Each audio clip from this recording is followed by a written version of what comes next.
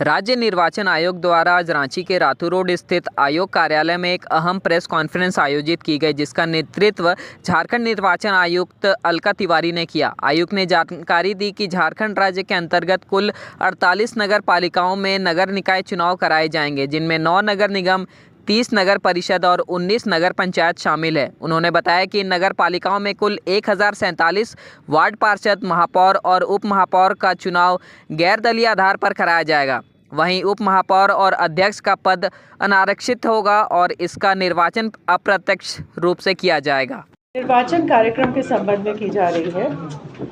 मैं ये बताना चाहूँगी कि राज्य के अंतर्गत कुल 48 नगर पालिकाओं में आम निर्वाचन कराया जाना प्रस्तावित है। इन 48 नगर पालिकाओं में 9 नगर निगम हैं, 20 नगर परिषद हैं और 19 नगर पंचायत हैं। इन 48 नगर पालिकाओं में कुल 1087 वार्डों में वार्ड पार्षदों तथा उक्त सभी नगर पालिकाओं के महापौर तथा अध्यक्ष का प्रत्यक्ष निर्वाचन गैर दलीय आधार पर कराया जाएगा।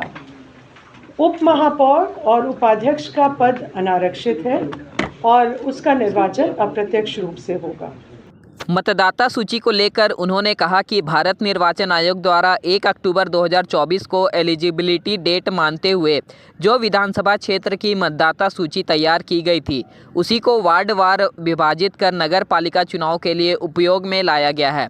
इसी सूची के अनुसार नगर पालिका क्षेत्रों में कुल मतदाताओं की संख्या 43,33,574 है। नगर विकास एवं आवास विभाग द्वारा झारखंड नगर पालिका निर्वाचन एवं चुनाव याचिका नियमावली 2012 में संशोधन किए गए हैं, जिसके अंतर्गत जो ये नगर पालिका निर्वाचन होने जा रहा है, ये प्रथम आम निर्वाचन मानते हुए इसी प्रकार से आरक्षण की कार्रवाई की गई है।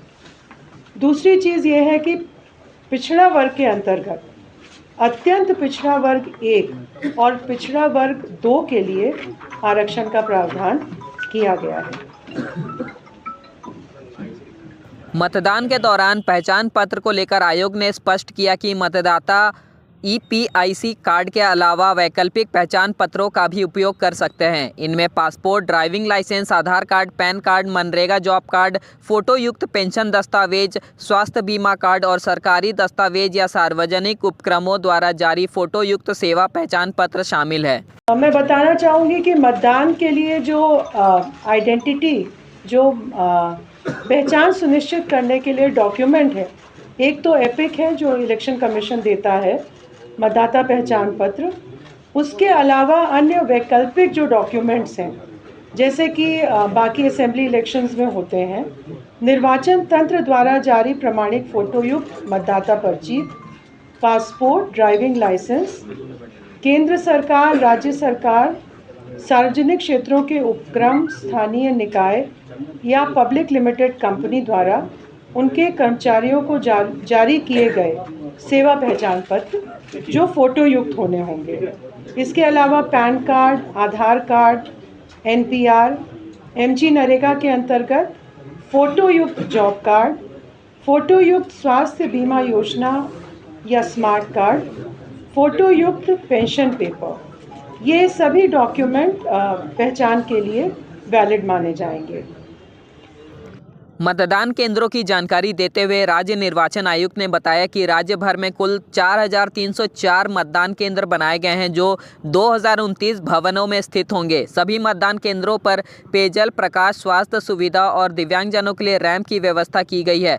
विधि व्यवस्था और सुरक्षा को लेकर के 8 जनवरी 2026 को उच्च स्तरीय बैठक आयोजित की गई थी, जिनमें गृह विभाग, नगर विकास विभाग, पुलिस प्रशासन और सभी जिला निर्वाचन पदाधिकारी शामिल हुए थे। पर्याप्त संख्या में सुरक्षा बलों की तैनाती की जाएगी। मतदान केंद्रों की संख्या 4,304 है, जो कुल 2,129 भवनों में अवस्थित है।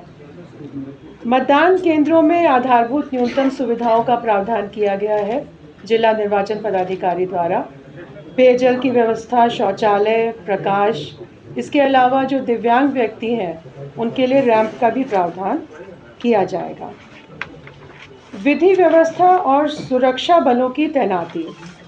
इस हेतु 8 जनवरी 2026 को एक बैठक यहाँ आयोग में आयोजित की गई थी, जिसमें नगर विकास एवं आवास विभाग, गृह विभाग, अपर पुलिस महानिदेशक अभियान, सभी जिला निर्वाचन पदाधिकारी, सभी सीनियर एसपी इसमें सम्मिलित हुए थे डायरेक्टली और वीसी के माध्यम से, और पर्याप्त संख्या में बल उपलब्ध कराने की व्यवस्था गृह विभाग द्वारा तथा पुलिस महानिदेशक अभियान द्वारा की जाएगी। ये पोलिंग के समय मतदान केंद्र में और काउंटिंग के समय मतगणना केंद्र में, और जो स्ट्रांग रूम होगा जहाँ पे बैलेट बॉक्सेस रखे जाएंगे, उसके लिए सुरक्षा बलों की व्यवस्था की जाएगी।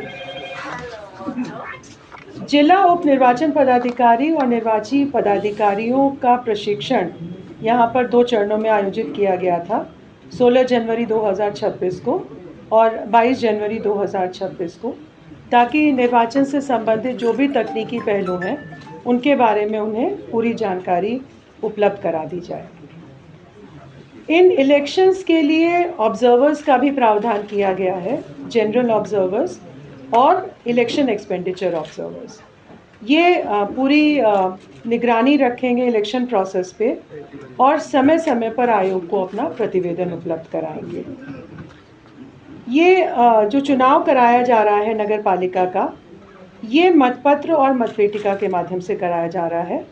पर्याप्त संख्या में मतपेटिका उपलब्ध हैं और इनकी साफ सफाई, रंग रोगन इत्यादि कर दिया गया है, और जिला स्तर से मतदान कर्मियों को, मतगणना कर्मियों को इसको ऑपरेट करने के लिए ट्रेनिंग उपलब्ध कराई जाएगी।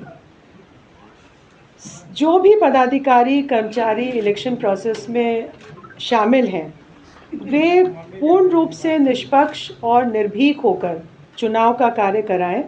इसके लिए दिशा निर्देश जारी किए गए हैं, और इसमें किसी प्रकार की अगर कमी होती है या किसी प्रकार का कदाचार होता है तो आयोग द्वारा इस पर कार्रवाई की जाएगी।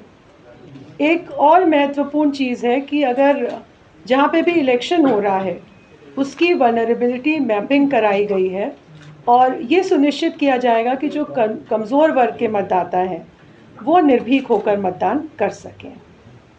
मतदान दलों का गठन NIC का एक सॉफ्टवेयर है रेंडमाइजेशन के लिए, उसके द्वारा कराया जाएगा, जिससे कि इसमें पूरी तरह से ऑब्जेक्टिविटी बनी रहे। इस नगर पालिका आम निर्वाचन में नोटा का प्रावधान नहीं है और केवल कैंडिडेट्स को ही वोट देने का प्रावधान किया गया है। आज जो प्रेस नोट के माध्यम से निर्वाचन की घोषणा की जा रही है, उसके साथ ही सभी 48 नगर पालिकाओं में आदर्श आचार संहिता लागू हो जाएगी। ये पंचायत और कैंटोनमेंट क्षेत्र पे लागू नहीं होगा, केवल नगर पालिका क्षेत्र पे लागू होगा। मतगणना के बारे में मैं बताना चाहूँगी कि सभी जिला निर्वाचन पदाधिकारी द्वारा मतगणना केंद्र और स्ट्रांग रूम का प्रावधान किया जा चुका है, उसकी स्थापना का कार्य किया जा चुका है। इसके संबंध में डिटेल निर्देश आयोग द्वारा दिए जा चुके हैं। निर्वाचन में धन बल का दुरुपयोग ना हो, इसके लिए सभी आवश्यक कदम उठाए गए हैं, और इसके लिए जैसा मैंने बताया इलेक्शन एक्सपेंडिचर ऑब्जर्वर्स हैं, और अभ्यर्थियों द्वारा किस अधिकतम सीमा तक व्यय किया जा सकता है इसका निर्धारण किया गया है, जिसकी सूचना आपको प्रेस नोट में मिल जाएगी। एक ये भी निर्देश दिया गया है कि जो भी महत्वपूर्ण चरण हैं इस निर्वाचन के, जैसे कि नॉमिनेशन फाइल करना, उनकी स्क्रूटिनी करना, जब प्रचार प्रसार होता है तो जो महत्वपूर्ण बैठकें हैं, सभा, जुलूस, मतगणना, ये इसमें वीडियोग्राफी कराने का निर्देश डिप्टी कमिश्नर्स को, जिला निर्वाचन पदाधिकारी को दिया गया है। जो निर्वाचन प्रक्रम है, जो ये आम निर्वाचन है, इसका तिथिवार मैं बताना चाहूँगी कि कल यानी 28 जनवरी 2026 को जिला निर्वाचन पदाधिकारी जो संबंधित